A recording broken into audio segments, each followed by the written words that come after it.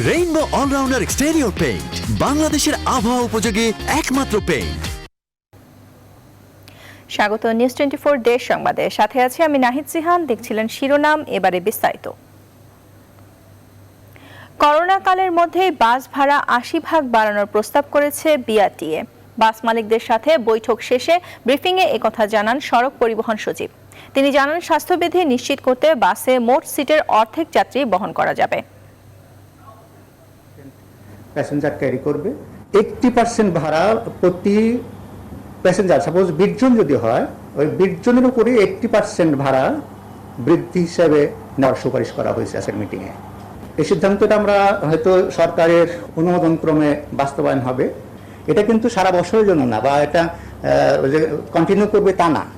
Corona পরিস্থিতি যখন উন্নয়ন হবে, সরকার যখন সিদ্ধান্ত দিবেন, তখন আবার হয়তো ভাড়া মূল্যায়ন কমিটি সুপারিশ করবে। এখানে স্বাস্থ্যবিধির যত শর্ত আছে, এই বিষয়গুলো মনিটরিং করার জন্য ভিজিলেন্স টিম করারও সিদ্ধান্ত হয়েছে। স্বাস্থ্যবিধি মেনে রোববার থেকে সারা দেশে সীমিত পরিসরে চালু করা হচ্ছে যাত্রীবাহী রেল পরিবহন। বর্তমানে ঢাকা রাজশাহী, ঢাকা চট্টগ্রাম, ঢাকা সিলেট ও পঞ্চগড় রুটের 8টি ট্রেন চলবে। এ লক্ষ্যে এরই মধ্যে সব প্রস্তুতি সম্পন্ন করেছে রেলওয়ে কর্তৃপক্ষ। টিকিট কাউন্টার ও ট্রেনে ওঠানামার জন্য গোলাকার বৃত্ত করে সামাজিক নিরাপত্তা দূরত্বের ব্যবস্থা করা হয়েছে। ব্যুরো রিপোর্টারদের তথ্যচিত্রে ডেস্ক রিপোর্ট। চট্টগ্রামে করোনা পরিস্থিতির অবনতির মধ্যেই রোববার থেকে ঢাকা ও সিলেটের উদ্দেশ্যে চলাচল করবে সোনার বাংলা, সুবর্ণ এক্সপ্রেস ও পাহাড়িকা এক্সপ্রেস। এরই মধ্যে শারীরিক দূরত্ব নিশ্চিতে টিকিট কাউন্টারের সামনে 3 ফুট দূরত্বে বৃত্ত এঁকে দেওয়া হয়েছে। তবে কাউন্টার থেকে নয়, টিকিট বিক্রি হবে অনলাইনে। যাত্রীদের অভিযোগ, অনলাইনে টিকিট বিক্রি হলে তা কালোবাজারিদের হাতে চলে যাবে। তবে রেল কর্তৃপক্ষ বলছে, এ ব্যাপারে সতর্ক অবস্থানে রয়েছেন তারা। একটা জনগোষ্ঠী আছে যারা অনলাইনে টিকিট কাটাতে অভ্যস্ত না, ওরা বঞ্চিত হবে। পাশাপাশি এখানেও একটা করাপশনের সুযোগ থাকবে অনলাইনে যদি সবগুলো টিকিট দেওয়া হয়। কঠোরভাবে মনিটরিং করার জন্য আমাদের জিআরপি, আরএনবি এবং আমাদের রেলওয়ের স্টেশন সংশ্লিষ্ট লোকজন স্টেশনে এটা সার্বক্ষণিক দায়িত্ব পালন করবে। 2 মাসের বেশি সময় বন্ধ থাকার পর রোববার থেকে রাজশাহী থেকে চলাচল করবে ট্রেন। ইতিমধ্যে সব প্রস্তুতি সম্পন্ন করেছে রেলওয়ে কর্তৃপক্ষ। রোববার সকালে চাঁপাইনবাবগঞ্জ থেকে ছেড়ে রাজশাহী হয়ে ঢাকায় যাবে বনলতা এক্সপ্রেস। তবে শনিবার সকাল থেকে টিকিট নিতে এসে ভোগান্তিতে পড়েন যাত্রীরা। কাউন্টারে এসে দাঁড়ায় আছে, আমরা যেহেতু অনলাইন ব্যবহার করতে পারি না, এর জন্য কাউন্টারে আমরা অপেক্ষা করতেছি। গতকাল আসছি, আজকে ভোর 5টার নামাজ পড়ে আসছি, এখন পর্যন্ত কোনো সিদ্ধান্ত আমরা কংক্রিট পাই নাই। টিকিট কাউন্টার ও ট্রেন উঠা এবং নামার জন্য গোলাকার বৃত্ত করে সামাজিক নিরাপত্তা দূরত্ব ব্যবস্থা তৈরি করা হয়েছে। ট্রেন চালু করতে সব ধরনের ব্যবস্থা নেওয়া হয়েছে বলে জানিয়েছেন স্টেশন ম্যানেজার। টিকিট এখন 100% দিয়েছে, অ্যাপস প্লাস কাউন্টার একসঙ্গে। আমার বনলতাতে আসন সংখ্যা 928, তার ভিতরে যদি 50% হয় তাহলে 462 একসঙ্গে ওপেন হবে। একই চিত্র সিলেটের। রোববার সকাল 6:15 সিলেট থেকে ঢাকার উদ্দেশ্যে ছাড়বে কালনী এক্সপ্রেস। চট্টগ্রামের উদ্দেশ্যে পাহাড়িকা এক্সপ্রেস ছাড়বে 10:15। এরই মধ্যে অনলাইনে টিকিট বিক্রি শুরু করেছে কর্তৃপক্ষ। তবে সরকারি নির্দেশনা অনুযায়ী স্বাস্থ্যবিধি মেনে 50% টিকিট বিক্রি করা হবে বলেও জানান সংশ্লিষ্টরা। Desk report, news 24। এদিকে দুপুরে এক সংবাদ সম্মেলনে রেলমন্ত্রী নুরুল ইসলাম সুজন জানিয়েছেন, সীমিত আকারে ট্রেন চলাচল করলেও ভাড়া বাড়ছে না। আর স্বাস্থ্য নিরাপত্তার স্বার্থে কমলাপুর ছাড়া বিমানবন্দর, গাজীপুর ও নরসিংদী স্টেশনে ট্রেন থামবে না। মন্ত্রী জানান, 100% টিকিটই বিক্রি হবে অনলাইনে। 8 ট্রেন আমরা অপারেশন আমরা করতে যাচ্ছি। এরপরে আমরা দ্বিতীয় গ্রুপে 3 তারিখ থেকে আমরা আরো 11 জোড়া ট্রেন আমরা চালু করার সিদ্ধান্ত গ্রহণ করেছি। আপনার অর্ধেক টিকিট আমরা বিক্রি করব। আমরা রেলের ভাড়া যা আছে তাই থাকবে। এই আমরা ভিড়টা এড়াতে পারি, সেই জন্য আমরা আমাদের স্টেশনগুলোতে কোনো টিকিট কাউন্টার থাকবে না। টিকিট কেনা বেচা হবে আপনার অনলাইনে। রেল চলাচলের প্রস্তুতির খবর জানাতে রাজশাহী, চট্টগ্রাম ও রংপুর থেকে যুক্ত হচ্ছেন সহকর্মীরা। শুরুতেই রাজশাহী থেকে যুক্ত হচ্ছেন সহকর্মী কাজী শাহেদ। কাল থেকে ট্রেন চলাচল শুরু হবে, কি প্রস্তুতি দেখছেন সেখানে?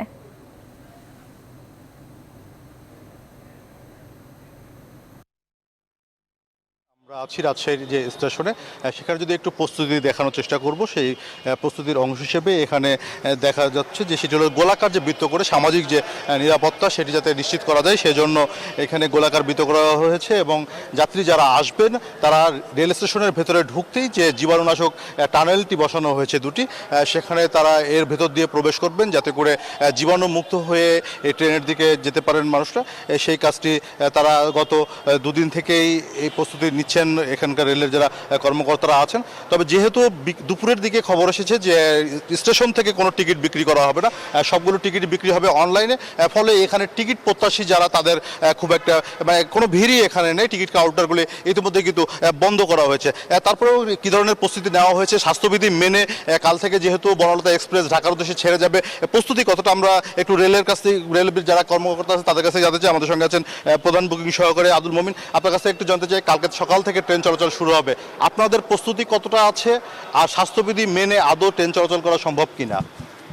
আগামীকালকে 31 তারিখে আমাদের রাজশাহী থেকে মানে চাপাই থেকে শুরু হয়ে রাজশাহী হয়ে ঢাকাগামী বনলতা এক্সপ্রেস ট্রেনটি যাবে এবং সামাজিক দূরত্ব বজায় রেখে যে স্বাস্থ্যবিধি মেনে চলার সার্বিক প্রস্তুতি আমাদের নেওয়া হয়েছে। ইতিমধ্যে আমাদের জীবাণুনাশক কক্ষটাও স্থাপন করা হয়েছে, যাত্রীরা এই দিক দিয়ে আসবে এবং আপনারা দেখতে পাচ্ছেন যে সামাজিক দূরত্ব বজায় রাখার যে বৃত্ত ভরাট করা আছে সেই অনুযায়ী যাত্রীরা পর্যায়ক্রমে আস্তে আস্তে ট্রেনে উঠবেন।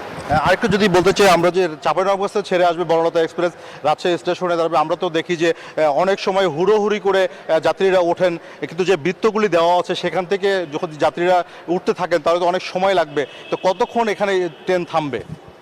এখানে ট্রেন 15 মিনিট থামবে। আমরা যাত্রীদের উদ্দেশ্যে বলা আছে যে যাত্রীরা নির্ধারিত সময়ের প্রায় 1 ঘন্টা আগে স্টেশনে উপস্থিত হতে হবে।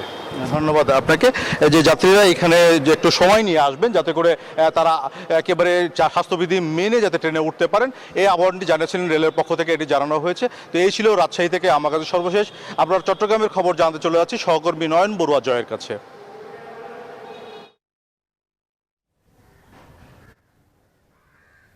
ধন্যবাদ কাজী সাহেব। আপনি যেমনটা রাজশাহীর খবর জানিয়েছেন তেমনিভাবে যদি বন্দরনগরী চট্টগ্রামের খবর জানিয়ে আপনি অবশ্যই জানেন যে দীর্ঘ 2 মাস 7 দিন পর আগামীকাল ট্রেন চলাচল শুরু হচ্ছে চট্টগ্রাম থেকেও।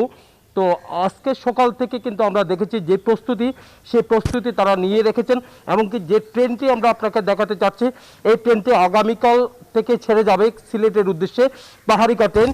তেমনিভাবে কিন্তু চট্টগ্রাম থেকে আরও 2টি ট্রেন, সব মিলিয়ে কিন্তু 3টি ট্রেন কিন্তু প্রতিদিন ছেড়ে যাবে যথাসময়ে। এর মধ্যে সোনার বাংলার ট্রেনটিও রয়েছে, যে ট্রেনটির প্রতি মানুষের কিন্তু খুব একটা পছন্দের, যারা কিন্তু যাত্রী রয়েছে তাদের খুব পছন্দের একটি ট্রেন। সেই ট্রেনটি কিন্তু সঠিক সময়ে ছেড়ে যাবে আগামীকাল সকাল 7টায়। কিন্তু আসলে সঠিক সময়ে আমরা যতটুকু পর্যন্ত জেনেছি সুবর্ণ এক্সপ্রেস কিন্তু ছেড়ে যাওয়ার মধ্য দিয়ে শুরু হবে ট্রেন চলাচলের যাত্রা। তেমনিভাবে কিন্তু আসলে বাস চলাচলের কথাও কিন্তু আমরা জেনেছি, সেখানে কিন্তু 80% ভাড়া কিন্তু বাড়িয়ে দেওয়া হয়েছে। সেই 80% ভাড়া নিয়ে কিন্তু খুব একটা হতাশা কিন্তু দেখা যাচ্ছে। তেমনিভাবে কিন্তু রেলেরও কিন্তু আমরা যতটুকু পর্যন্ত জেনেছি কোনো ভাড়া বাড়িয়ে না দেওয়া হলেও টিকিট বিক্রি শুরু হয়েছে। আগামীকালে যে ট্রেনগুলো যাবে সেই ট্রেনগুলোর কিন্তু টিকিট বিক্রি হচ্ছে অনলাইনে, একেবারে শতভাগ অনলাইনে টিকিট বিক্রি করা হচ্ছে সকাল থেকে। কিন্তু আসলে বোধ থেকে কিন্তু আজকের যে ট্রেনগুলো ট্রেনের টিকিট দেওয়া হওয়ার কথা রয়েছে সেই ট্রেনের অপেক্ষায় কিন্তু আসলে যে সেই টিকিটের অপেক্ষায় কিন্তু তারা এসেছিল, কিন্তু এখানে দীর্ঘ লাইনে দাঁড়িয়েও কিন্তু তারা টিকিট না পেয়ে খুব একটা হতাশের কথা আমাদেরকে জানিয়েছেন।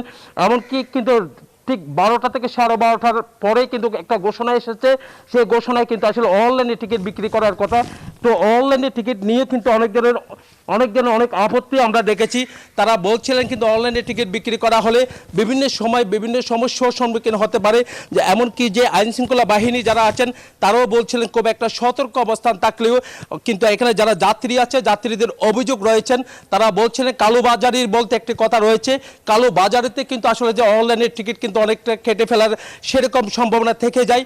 এমনকি রেল কর্তৃপক্ষ কিন্তু তারাও কিন্তু আমাদেরকে জানিয়েছেন এইভাবে কিন্তু অনলাইনে টিকিট যদি কিন্তু বিক্রি হয় তাহলে কিন্তু একেবারে কিন্তু আসলে পুরো খুব একটা কিন্তু এখানে যারা এসেছেন এবং যাত্রী যারা থাকবেন, সাধারণ মানুষ যারা থাকবেন তারা পাবে, কিন্তু তাও কোনো কথা নয়। তারা বলছিলেন কিন্তু কালোবাজারিতে যেন না যায় সেদিকে কিন্তু তারা বলছিলেন, সেদিকে একটু নজর রাখছেন, কিন্তু যে কালোবাজারিতে যেন না যায় নজর থাকলেও কিন্তু আসলে যাত্রী যারা আছেন তাদের একটা অভিযোগ রয়েছে, এইভাবে যদি অনলাইনে যায় কিন্তু 50% যে টিকিট বিক্রি করা হচ্ছে সেই 50%-এর মধ্যে তারা বলছে কাউন্টার থেকে যদি 30% টিকিট যদি বিক্রি করা হতো তাহলে কিন্তু সাধারণ মানুষ তারা কিন্তু এই জায়গা থেকে টিকিট পেতে বলে এরকম তথ্য আমাদেরকে দিয়েছিল। তো এই ছিল আমার এখানকার সর্বশেষ। ফিরে যাচ্ছি, আমার সহকর্মী অপেক্ষা করছেন রংপুরে মানিকের কাছে।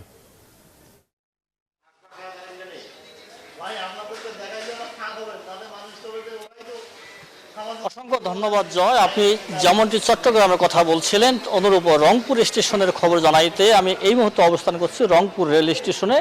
আসলে রংপুর রেল স্টেশনের তেমন কোনো প্রস্তুতি আমরা দেখছি না। আমরা স্টেশন মাস্টারের সাথে কথা বলার চেষ্টা করেছি, তিনি মিডিয়ার সামনে কথা বলবেন না বলে আমাদেরকে জানিয়েছেন। এছাড়া আরেকটি বিষয় বলে রাখি, তিনি আমাদেরকে জানিয়েছেন যে আগামীকালকে ট্রেন চলাচল শুরু হলেও কিন্তু রংপুর রেল স্টেশন থেকে কালকে কোনো ট্রেন ছেড়ে যাচ্ছে না দেশের কোথাও। তবে এই বিষয়ে একটি বিষয় কথা বলার জন্য আসলে ট্রেনের যে একটা প্রস্তুতি রংপুর রেল স্টেশনের তেমন কোনো প্রস্তুতি নেই।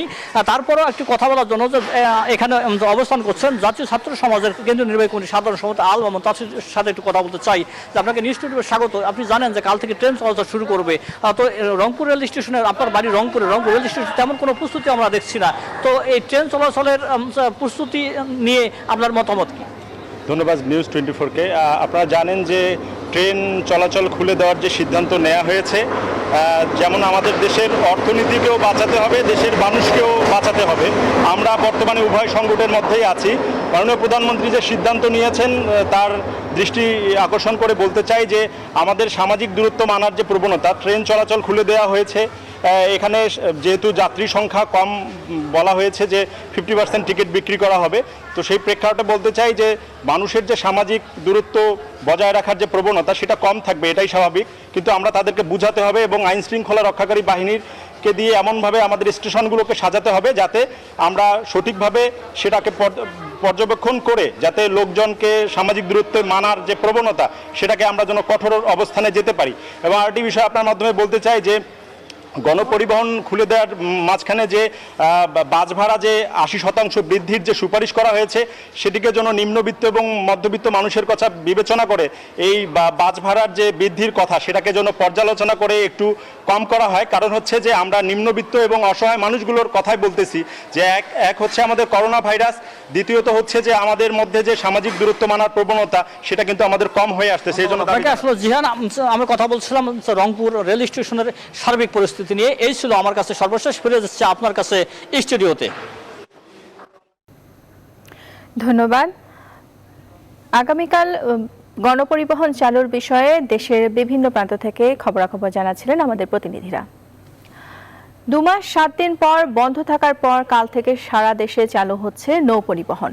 এ কারণে বরিশালে লঞ্চ ধোয়া মোছা সহ চলছে জোর প্রস্তুতি। করোনা এড়াতে টিকিট কাউন্টারগুলোতে সামাজিক দূরত্ব রক্ষা করে টিকিট বিক্রি হলেও লঞ্চে স্বাস্থ্যবিধি রক্ষা করা যাবে কিনা তা নিয়ে সংশয় রয়েছে। রাহাত খান ও খোকন কর্মকারের তথ্য ও চিত্রে ডেস্ক রিপোর্ট।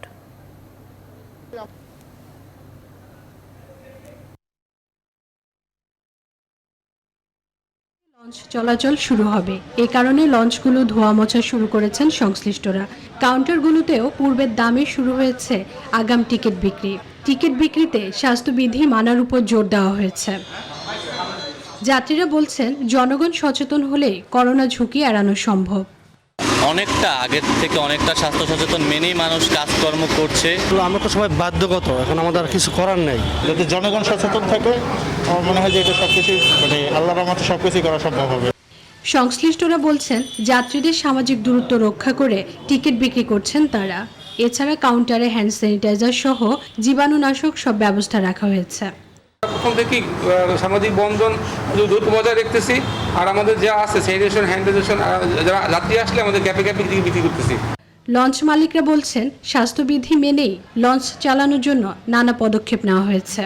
সরকারের নীতি নির্ধারণ অনুযায়ী আমরা আপ্রাণ চেষ্টা করব যাতে মানুষকে স্বাস্থ্যবিধি বজায় রাখে, যেমন মাস্ক ব্যবহার করা, স্ক্যানিং করা, তারপরে আপনার 3 ফুট দূরত্ব বজায় রাখা। চাঁদপুর লঞ্চ টার্মিনালেও চলছে জোর প্রস্তুতি। বিআইডব্লিউটিএ কর্তৃপক্ষ জানায়, সরকারি সিদ্ধান্ত মোতাবেক 14টি নির্দেশনা মেনে যাত্রীবাহী লঞ্চ ছাড়বেন তারা। Desk report, news 24। এ বিষয়ে বিস্তারিত জানাতে বরিশাল থেকে আমাদের সঙ্গে যুক্ত হচ্ছেন সহকর্মী রাহাত খান। রাহাত, কাল থেকে তো সারা দেশে লঞ্চ চলাচল শুরু হচ্ছে।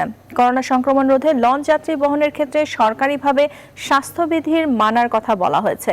এই অবস্থায় স্বাস্থ্যবিধি রক্ষায় কি কি উদ্যোগ নেওয়া হয়েছে সেখানে, এ বিষয়ে সংশ্লিষ্টরা কি বলছেন?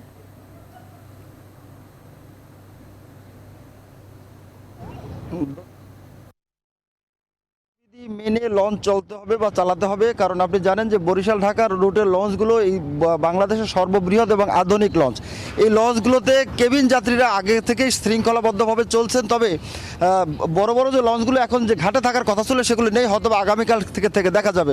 কিন্তু এই লঞ্চগুলোর ডেক যাত্রীরা, অর্থাৎ একদম চাদর বিছিয়ে হাজার হাজার যাত্রী গন্তব্যে যেয়ে থাকেন, এই যাত্রীদের কি করে স্বাস্থ্যবিধি রক্ষা করা হবে সে বিষয়ে আমরা কথা বলবো বরিশাল নদী বন্দরের কর্মকর্তা বিআইডব্লিউটি এর যুগ্ম পরিচালক জনাব আজমাল হুদা মিঠু সরকারের সাথে। জনাব আজমাল হুদা মিঠু সরকার, আপনি আমাদেরকে বলবেন যে সরকার বলেছে যে শর্ত সাপেক্ষে লঞ্চ চলবে।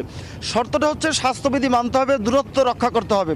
আর লঞ্চে যে হাজার হাজার যাত্রী ডেকে চাদর বিছিয়ে যায়, তাদের ক্ষেত্রে কি করে আপনারা স্বাস্থ্যবিধি রক্ষা করবেন বলবেন?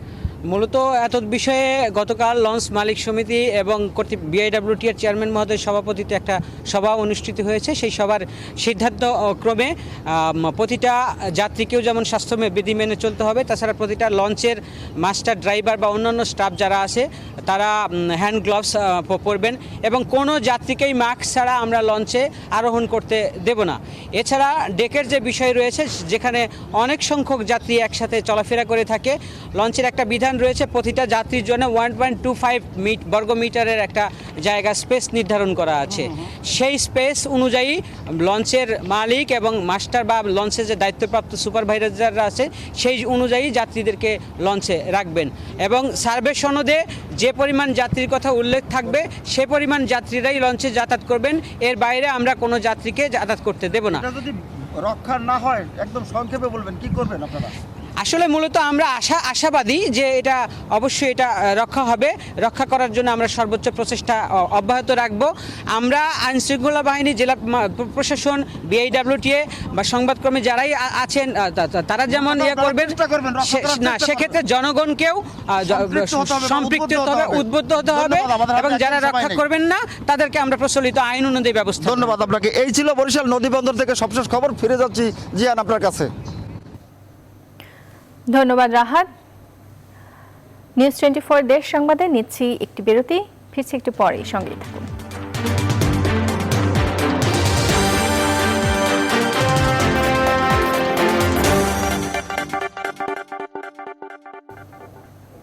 আবারও স্বাগত, দেখছেন নিউজ 24 দেশ সংবাদ। কাল থেকে খুলছে সরকারি বেসরকারি সব অফিস। এ কারণে প্রধান দুই নৌঘাটে দেখা যায় রাজধানীমুখী মানুষের উপচে পড়া ভিড়। স্বাস্থ্যবিধি উপেক্ষা করেই হাজার হাজার মানুষ ফেরিতে করেই পদ্মা পাড়ি দিচ্ছেন। এতে করোনা ভাইরাস সংক্রমণের আশঙ্কায় অনেকে। প্রতিনিধিদের তথ্যচিত্রে ডেস্ক রিপোর্ট। কাল থেকে খুলে যাবে অফিস। এ কারণে করোনা সংক্রমণের ঝুঁকি, চরম দুর্ভোগ আর অতিরিক্ত ভাড়া ব্যয় করেই রাজধানীতে ফিরছেন কর্মজীবী মানুষ। সকাল থেকে দৌলতদিয়া পাটুরিয়া ঘাটে যাত্রীদের উপচে পড়া ভিড় দেখা যায়। লঞ্চ, স্পিড বোট, ট্রলার বন্ধ থাকায় ফেরি এখন একমাত্র অবলম্বন। তাই স্বাস্থ্যবিধির তোয়াক্কা না করে গাদাগাদি করে ফেরিতে করেই পদ্মা পাড়ি দিচ্ছেন হাজার হাজার মানুষ। 1.5 ঘন্টা মতো আমরা আটকে আছি আসলে, কিন্তু যে পরিমাণ ফেরি টানা দরকার সেই পরিমাণ হারে টানছে না। আর এখানে অনেক ফেরি বাড়ানোর দরকার, কারণ এখনই প্রাইভেট কার মাইকু এত যানজট, যদি আজকে বাস চার্জ চালু হয় তখন পাবলিক কি করবে? বিআইডব্লিউটিসি জানায় গত 2 দিন ধরে ঢাকামুখী যাত্রীদের চাপ বেড়েছে। করোনার সংক্রমণ রোধে সামাজিক দূরত্ব নিশ্চিতে আইন শৃঙ্খলা বাহিনীর সদস্যরা তৎপর থাকার পরও তা মানছেন না কেউ। সামাজিক দূরত্ব যদি একটু মেনটেন করতে করেন, শুধু প্রশাসন দিয়ে, ফোর্স দিয়ে, অফিসার ফোর্স দিয়ে এই মানুষকে সচেতন করা সম্ভব না। যতক্ষণ পর্যন্ত আত্মসচেতনবোধ মানুষের মাঝে না আসবে, নিজেরা সচেতন না হবে, নিজেরা করোনা থেকে নিজেকে সেফ না করতে পারবে, প্রশাসন দিয়ে চাপিয়ে দিয়ে এই সামাজিক দূরত্ব নিশ্চিত করা সম্ভব নয়। একই চিত্র কাঁঠালবাড়ি শিমুলিয়া নৌরুটেও। তবে সকাল থেকে পদ্মা কিছুটা উত্তাল রয়েছে। গণপরিবহন বন্ধ থাকায় কষ্ট করে গন্তব্যে যেতে হচ্ছে ঢাকামুখী মানুষের। Desk report, news 24। লিবিয়ায় মানব পাচারকারীদের গুলিতে নিহত কিশোরগঞ্জের ভৈরবের 7 জনের বাড়িতে চলছে শোকের মাতম। নিহতরা প্রত্যেক বাড়িঘর জমিজমা বিক্রি করে 5-6 লাখ টাকা দালালদের দিয়ে লিবিয়ায় যায়। কথা ছিল লিবিয়ায় পৌঁছানোর পর তাদেরকে পরে সুবিধাজনক সময়ে সাগর পাড়ি দিয়ে অবৈধ পথে ইতালি পাঠানো হবে। কিন্তু তারা লিবিয়ায় পৌঁছলে সেখানে একটি দালাল চক্র একটি গুদামে বন্দী করে আরও টাকা দাবি করে। এক পর্যায়ে কথা কাটাকাটির জেরে দুর্বৃত্তরা নির্বিচারে গুলি করে 16 জনকে হত্যা করে। আহত হয় 3 জন। এদিকে দালালদের মাধ্যমে প্রতারিত হয়েছে এমন অভিযোগ পেলে আইনানুগ ব্যবস্থা নেয়ার কথা জানিয়েছেন ভৈরব থানা পুলিশ।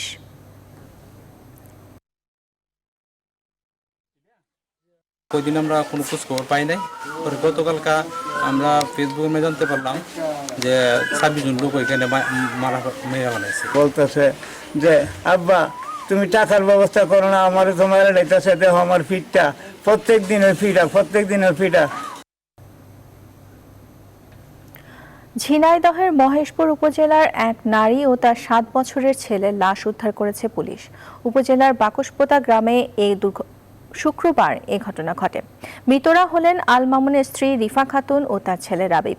পুলিশ জানায় বিয়ের আগে থেকে রিফা মানসিক রোগে ছিলেন। বিয়ের পর তাদের একটি ছেলে সন্তান হয়। তবে রিফা শিশুটিকে সহ্য করতে পারতেন না। শিশুটিকে তার বাবাই দেখভাল করতেন। গতকাল রাতে রাবিব তার বাবার সঙ্গে ঘরের বারান্দায় ঘুমাচ্ছিল। রাত 2টার দিকে মামুন গরুকে খাবার দিতে ঘুম থেকে ওঠেন। এ সময় ছেলেকে পাশে না পেয়ে বাড়ির লোকজনদের ডাক দেন। পরে একটি ঘরে খাটের ওপর ছেলের ও ঘরের আড়ার সঙ্গে ফাঁস নেওয়া ঝুলন্ত অবস্থায় স্ত্রীর লাশ দেখতে পান। পরে ঘরের দরজা ভেঙে তাদের লাশ উদ্ধার করা হয়। শিশুটিকে গলা টিপে হত্যা করা হয়েছে বলে জানায় পুলিশ।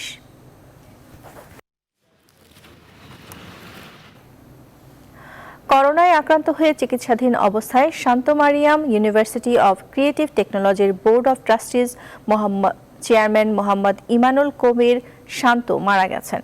ইন্না লিল্লাহি ওয়া ইন্না ইলাইহি রাজিউন।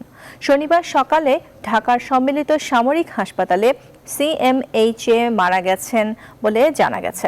বিষয়টি নিশ্চিত করেছেন বিশ্ববিদ্যালয়ের জনসংযোগ বিভাগ। Shanta Mariam foundation, Sundarban courier service এবং শান্ত নিবাসের প্রতিষ্ঠাতা চেয়ারম্যান ও মুক্তিযোদ্ধা মোহাম্মদ ইমানুল কবির শান্ত।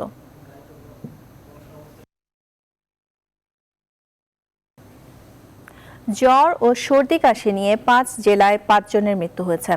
চাঁদপুরের ফরিদগঞ্জ করোনা উপসর্গ নিয়ে মারা গেছেন সাংবাদিক আবুল হাসনাত। গতকাল রাত 3টার দিকে চাঁদপুর সরকারি জেনারেল হাসপাতালে নেয়ার পথে মারা যান তিনি। গেল 2 দিন ধরে তিনি জ্বর ও শ্বাসকষ্টে ভুগছিলেন। জামালপুরের বক্সিগঞ্জে করোনা উপসর্গ নিয়ে নারায়ণগঞ্জ ফেরত এক পোশাক শ্রমিকের মৃত্যু হয়েছে। তবে তার করোনা ছিল কিনা তার জন্য নমুনা সংগ্রহ করা হয়েছে। ঝিনাইদহ সদর হাসপাতালে জ্বর সর্দি কাশি নিয়ে ঢাকা ফেরত এক ব্যক্তির মৃত্যু হয়েছে। এছাড়া করোনা উপসর্গ নিয়ে কিশোরগঞ্জ ও নাটোরে 2 জনের মৃত্যু হয়েছে।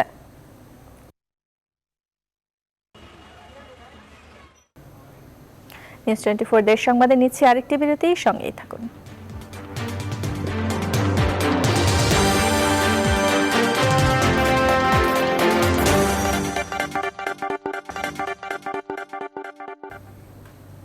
স্বাগত আরেকবার দেশ সংবাদে। নানা কর্মসূচির মধ্য দিয়ে দেশের বিভিন্ন স্থানে বিএনপি প্রতিষ্ঠাতার সাবেক রাষ্ট্রপতি জিয়াউর রহমানের 39তম শাহাদাত বার্ষিকী পালিত হয়েছে। সিরাজগঞ্জে বেলা 11টায় জেলা বিএনপির কার্যালয়ের সামনে জিয়াউর রহমানের প্রতিকৃতিতে শ্রদ্ধা নিবেদন, দলীয়, জাতীয় ও কালো পতাকা উত্তোলন করা হয়। পরে গরিব ও দুস্থদের মাঝে খাদ্য বিতরণ করেন সিরাজগঞ্জ জেলা বিএনপির নেতারা। ময়মনসিংহে দিবসটি উপলক্ষে কোরআন খতম, দোয়া ও আলোচনা সভা অনুষ্ঠিত হয়েছে। জামালপুর জেলা বিএনপির উদ্যোগে দোয়া ও অসহায়দের মাঝে ত্রাণ বিতরণ করা হয়।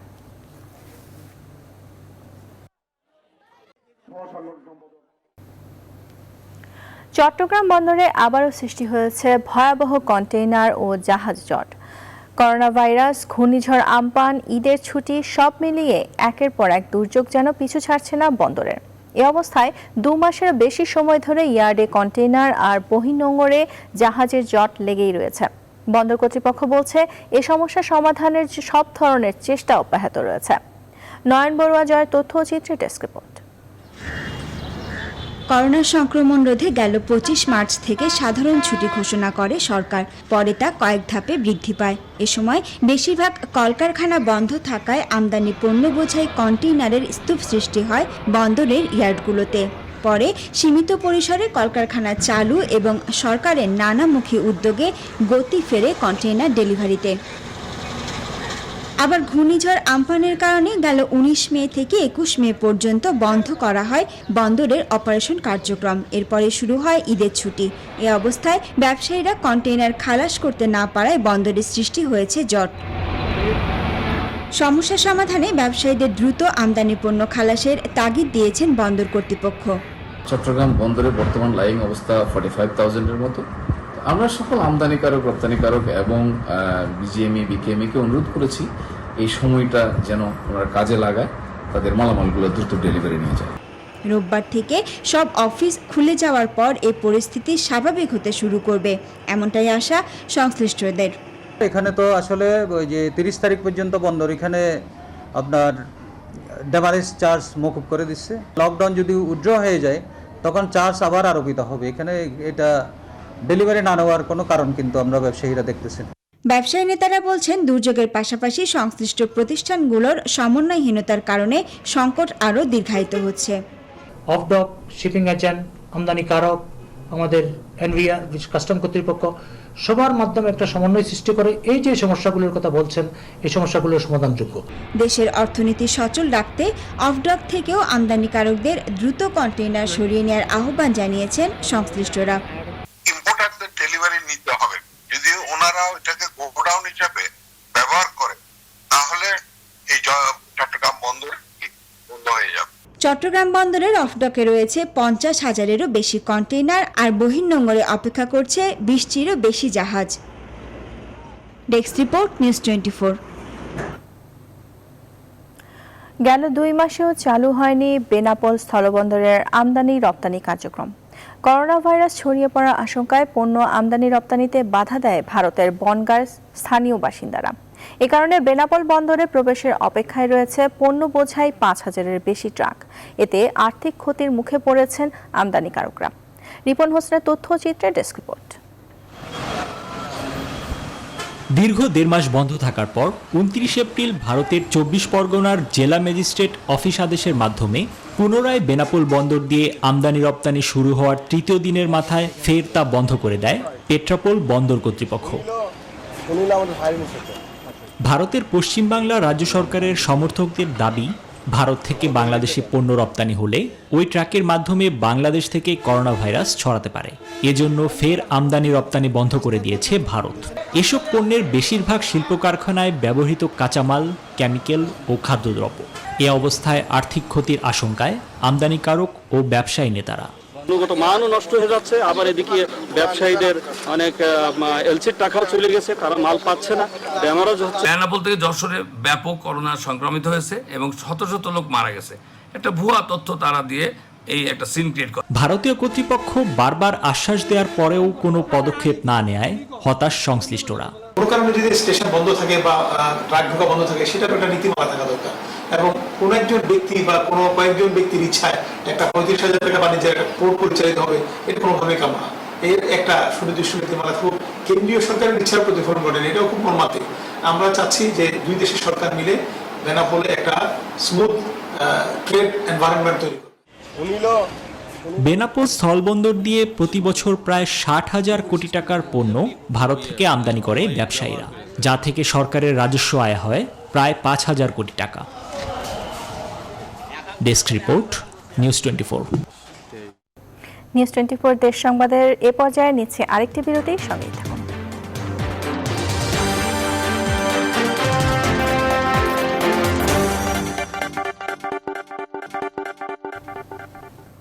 আবার স্বাগত, দেখছেন নিউজ 24 দেশ সংবাদ। করোনা ভাইরাস আতঙ্কেও থেমে নেই পদ্মা বহুমুখী সেতু প্রকল্পের কাজ। পদ্মা সেতুর জাজিরা প্রান্তের 26 ও 27 নম্বর খুঁটির উপর বসানো হলো 30তম স্প্যান। এই স্প্যানটি বসানোর মধ্য দিয়ে স্বপ্নের পদ্মা সেতু দৃশ্যমান হলো 4.5 কিলোমিটার। সংশ্লিষ্টরা জানান, শুক্রবার মুন্সিগঞ্জে কুমারভোগ কনস্ট্রাকশন ইয়ার্ড থেকে 30তম স্প্যানটি ভাসমান ক্রেনে জাজিরা প্রান্তে নিয়ে যাওয়া হয়। শনিবার সকালে জাজিরা প্রান্তের 26 ও 27 নম্বর খুঁটির ওপর বসানো হয় 30তম স্প্যান। পদ্মা সেতুতে বসানোর জন্য আরও 5টি স্প্যান প্রস্তুত আছে। এর মধ্যে 2টিতে রং করার কাজ চলছে। মূল সেতুর কাজ এগিয়েছে 86.50%। 2014 সালের ডিসেম্বরে পদ্মা সেতুর নির্মাণ কাজ শুরু হয়। 2017 সালের 30 সেপ্টেম্বর 37 ও 38 নম্বর খুঁটিতে প্রথম স্প্যানটি বসানোর মধ্য দিয়ে দৃশ্যমান হয় পদ্মা সেতু। এরপর একে একে বসানো হয় 29টি স্প্যান।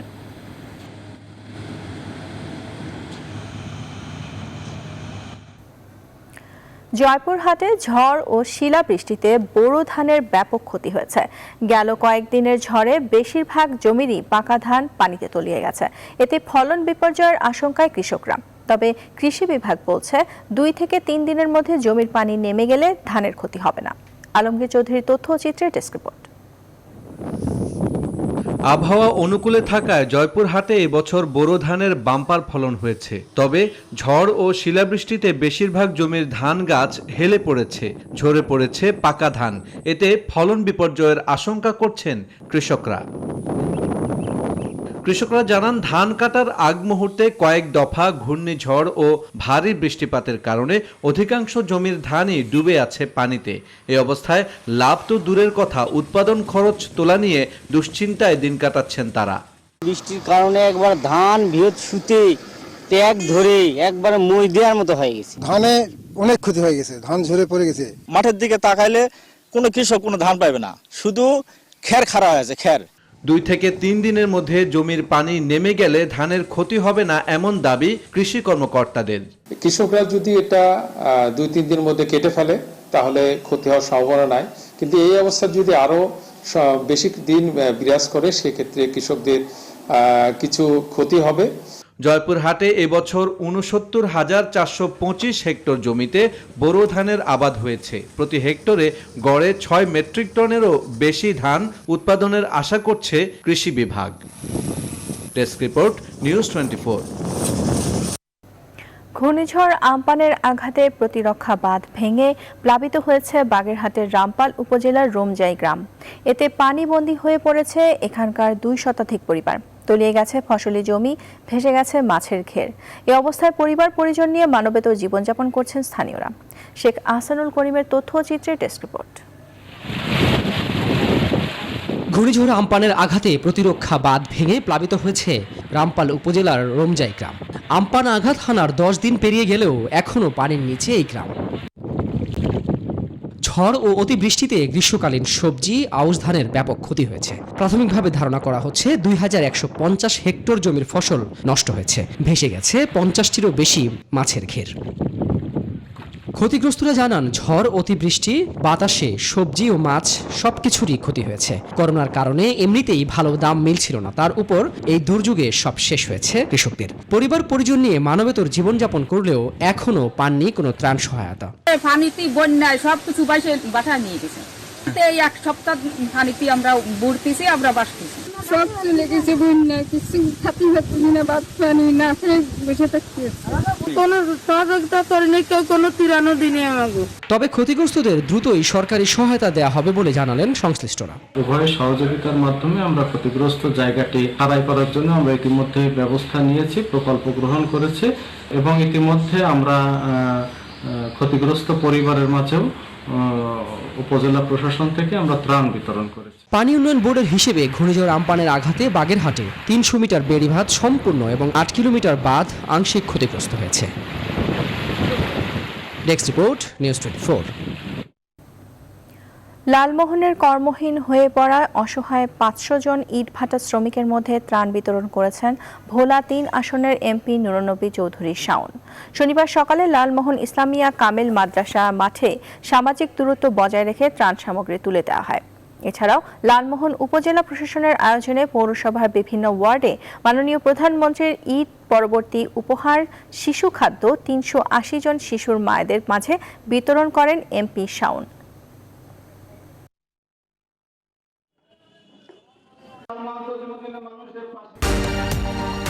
এই ছিল আজকের নিউজ 24 দেশ সংবাদে সাথে থাকার জন্য ধন্যবাদ সবাইকে।